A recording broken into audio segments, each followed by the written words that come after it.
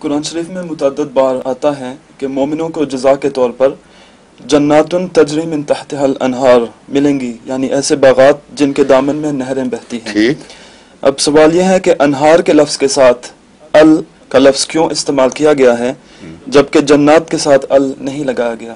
ٹھیک ہے، بہت اچھا خیال ہے۔ کہیں بھی جنات کے ساتھ ال نہیں لگا، میں نے دیکھا نہیں۔ ہے نا؟ ان اللہ اشترى من المؤمنین انفسهم واموالهم بان لهم الجنہ، الجنہ اور الجنات تو کئی جگہ ملتا ہے، تو کیوں نہیں دیکھا آپ نے، کیوں آنکھیں بند کی اس سے؟ لیکن سوال یہ نہیں ہے، سوال یہ ہے کہ انہار کے ساتھ کیوں لگا گیا یہاں پر؟ وہ سوال تھا پہلے، اب کیا میں سوال بدلنا چاہتا ہوں۔ انصاف سے بات کریں، ابھی عدل کی بات ہو رہی تھی۔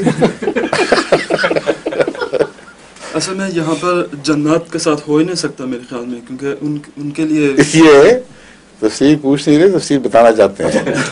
فرمائیے، آپ کو اجازت ہے، کیا تفسیر ہے؟ جو مجھے سمجھ آئی ہاں وہی اور کہ اللہ تعالیٰ جنات دے گا تو قواعد کے لحاظ سے جنات کہنا چاہیے یہاں پر، لیکن بعد میں یہ بھی کہا جا سکتا تھا کہ تجری من تحتها انہار، لیکن الانہار کیوں بتایا گیا ہے یہاں؟ بتائیں۔ یہ تو میرا سوال نہیں، آپ نے تو کہا تھا، میرے ذہن میں ہے ایک بات، بتائیں۔ کوئی بات نہیں، بتانے کوئی غرض نہیں۔ ویسے میں نے ویسے تھوڑے سے اس کی اسٹڈی کی ہے، ٹھیک ہے، تو قرآن شریف میں 4 مرتبہ انہار کا لفظ آتا ہے، ٹھیک، اور صرف 4 دفعہ بغیر ال کے، بغیر ال کے؟ جی۔ تو وہ جگہ کہاں ہیں، بتائیں۔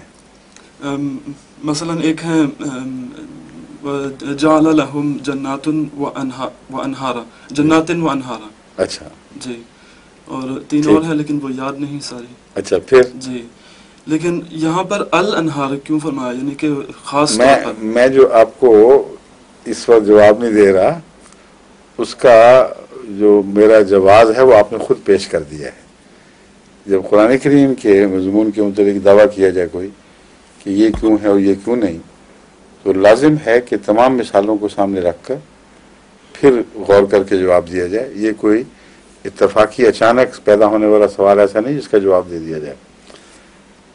جس طرح میں نے ابتدا میں ہی آپ کو پکڑا کہ یہ کہنا غلط ہے کہ جنت تو ہمیشہ نکرے میں ہے اور انہار ہمیشہ معرفے میں ہے۔ ال کے ساتھ لگا ہوا ہے انہار، اور جنات نکرے کی علامت۔ جنت کا تو مجھے پتا تھا کہ ال آتا ہے، انہار کی مثال انہوں نے خود پیش کر دی کہ وہاں بھی نکرا آیا ہوا ہے۔